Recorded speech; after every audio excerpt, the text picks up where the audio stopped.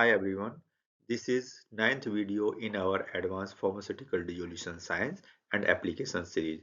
In this video, we will discuss how to select sampling points and time points in a dissolution test method. Have you ever wondered what's the rationale behind selecting dissolution sampling time points? Sampling time point selection is critical for building meaningful dissolution profile, achieving regulatory acceptance, and ensuring a method that is both discriminatory and biorelevant. Yet, in many labs, time points are chosen arbitrarily. In this video, I will explain the current scientific and regulatory approach for time point selection. Choosing the right number of sampling time points is critical. Too few can hide real formulation differences, while too many points add noise, complexity, and workload without a real benefit. Regulators expect meaningful time points that represent key stages of drug release. In short, sampling points determine how accurately we capture drug release behavior over time. In quality control, dissolution may end with single point specification, but during method development, the full dissolution profile must be defined first.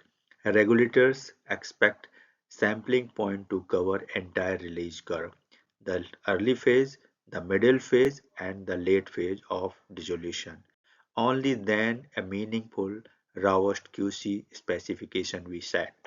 Selecting dissolution time points is not trial and error, it's mechanistically driven. Factors like weak acid or base solubility, matrix hydration, coating lag time, and diffusion behavior all guide where time points should be placed.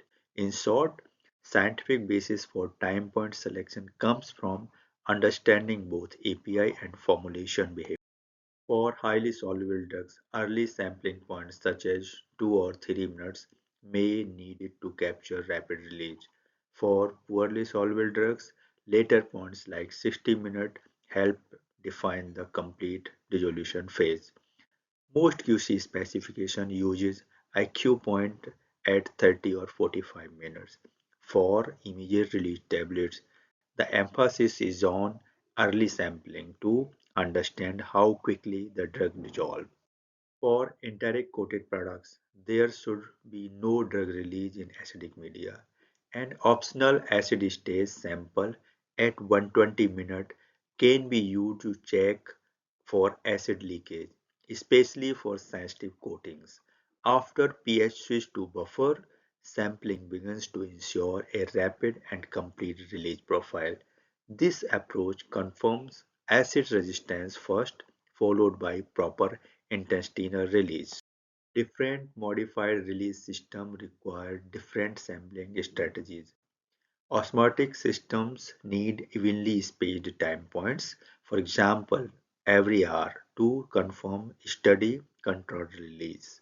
Matrix systems need denser sampling early and in the mid phase to capture hydration, erosion, and diffusion behavior.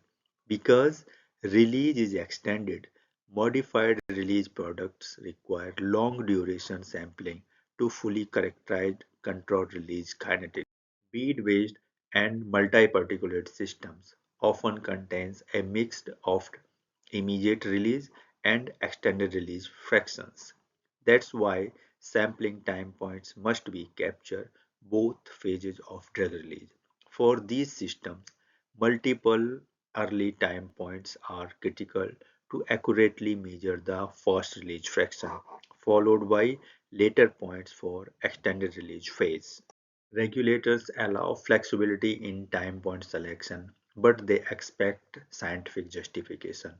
Using too many sampling points can increase variability and even lead to poor F2 results.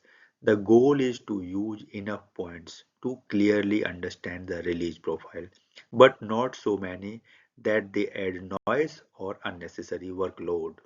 There are mathematical constraints in dissolution profile comparison. Predictable and stable time points improve the reliability of F2 results. Remember, not every sampled point can be used in F2 calculation. That's why time point must be chosen wisely, stable, meaningful, and compliant, so the comparison reflects true similarity, not noise.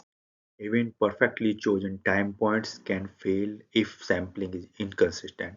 A small technician error like timing delay, poor sample handling, or filtration issue can distort the entire dissolution profile. In practice, sampling technique is just as important as the time point selection. Consistency is the key to reliable and reproducible dissolution data. In summary, smart sampling point selection is essential for meaningful dissolution data and regulatory compliance methods. Choosing the right time points ensures accurate profiles, reliable comparisons, and confident regulatory decisions. Thank you for watching. If you found this explanation helpful, please like, share, and subscribe. In the next video, we will go through the topic understanding drug release mechanism, diffusion, erosion, and osmosis. And stay tuned because in this around 62 video series, we will dive into dissolution method development, validation, troubleshooting, advanced approaches, and real industry case studies. If you have any question, please post them in comment section. See you in next video. Thanks.